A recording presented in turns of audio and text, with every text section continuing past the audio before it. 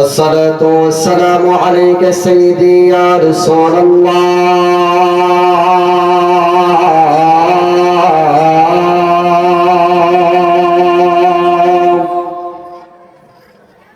الصلاة والسلام عليك يا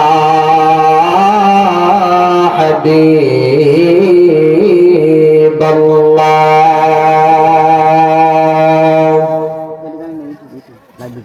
الصلاة والسلام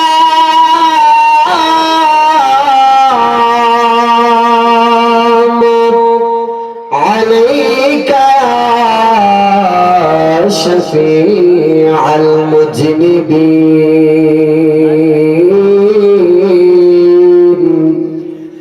الصلاة والسلام عليك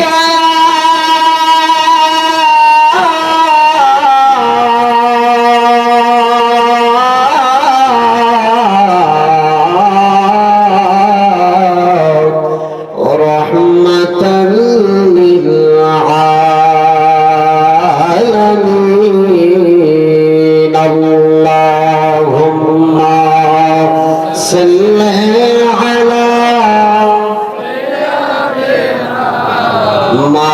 مولانا محمد وعلى آله.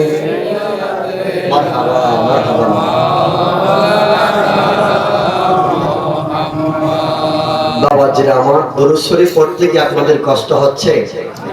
জবান খুলে আমার সাথে একটু কথা বলবেন। বাংলাদেশি বক্তা তো, আপনাদের ইন্ডিয়াতে আসার পর ইন্ডিয়ার আওয়াজগুলো আমি কম পাচ্ছি। তবে আশা করছি ইনশাআল্লাহ আপনারা যে মানুষ এখানে উপস্থিত আছেন সবাই যদি আওয়াজ দেন মদিনাওয়ালা খুশি হয়ে যাবে। কথা বলেন ঠিক কিনা? তো জবানটা ছেড়ে দিয়ে উচ্চ কণ্ঠে বলেন, মদিনাওয়ালার উপর দুরূদ শরীফ পড়তে কি কষ্ট হয়? গুনাহ হবে? এমন একজন নবীজির উপর আমি দুরূদের নজরানা পাঠাবো যে মদিনার কামলেওয়ালা আপনার আমার দুরূদের নজরানা মদিনা শরীফ থেকে শুনতে পাবে। সুবহানাল্লাহ। জবান খুলে বলেন সুবহানাল্লাহ। আল্লাহর পয়গম্বর বলেছেন, যদি আমার কোন উম্মত আমি নবীর উপর একবার দুরূদ শরীফ তেলাওয়াত করে রব্বি কারীম তার জীবনের 10টা গুনাহ মাফ করে দিবেন। সুবহানাল্লাহ। শুধু তাই নয়, নবীর উপর একবার দুরূদের নজরানা পাঠালে রব্বি কারীম তার আমলনামায় 10টা নেকি দান করে দিবেন। সুবহানাল্লাহ। এখানেই শেষ নয়, নবীজি বলেন আমি নবীর উপর একবার দুরূদের নজরানা পাঠালে রব্বি কারীম তার মর্যাদাকে 10 গুণ বৃদ্ধি করে দিবেন। সুবহানাল্লাহ। এই নবীর উম্মতের দল ও ভারতের মুসলমান, অন্তরটাকে নরম করে দিয়ে বসবেন। রাত্র গভীর হয়ে গিয়েছে, এই সময়টা প্রেমের একটা সময়। এই সময় আল্লাহর ওলিরা না ঘুমিয়ে তাহাজ্জুদের নামাজ পড়ে পড়ে মালিকের সাথে তাদের সম্পর্কটাকে গভীর করে নিয়েছেন।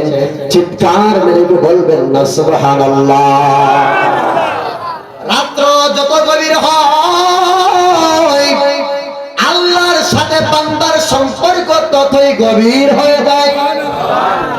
আর একটু জোরসে বলেন আল্লাহর পয়গম্বর বলেছেন, রাত্রের শেষ ভাগে আমার আল্লাহ প্রথম আসমানের মধ্যে নেমে আসেন। রাত্রি শেষ ভাগে আমার দয়াময় প্রভু রহমান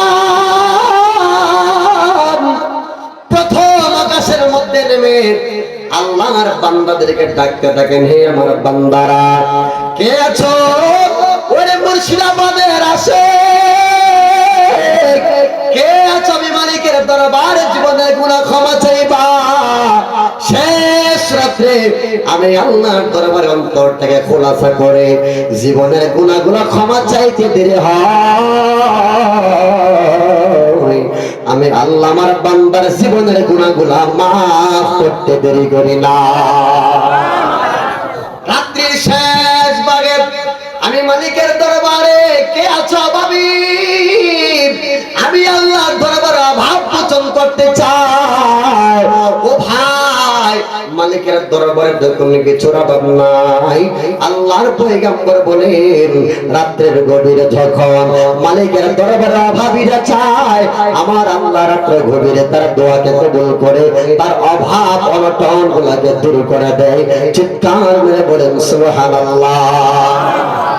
হায় আমার, রাত্র যেহেতু গভীর হয়ে গিয়েছে, অন্তরটাকে খোলাসা করে মদিনার কামনে ওনার মহব্বত হৃদয়ে ধারণ করে দুনিয়ার সমস্ত ধ্যান খেয়াল বলে গিয়ে মহব্বতের সাথে মদিনার কামনে ওনার উপর দুরূদের নজরানা পাঠাবেন।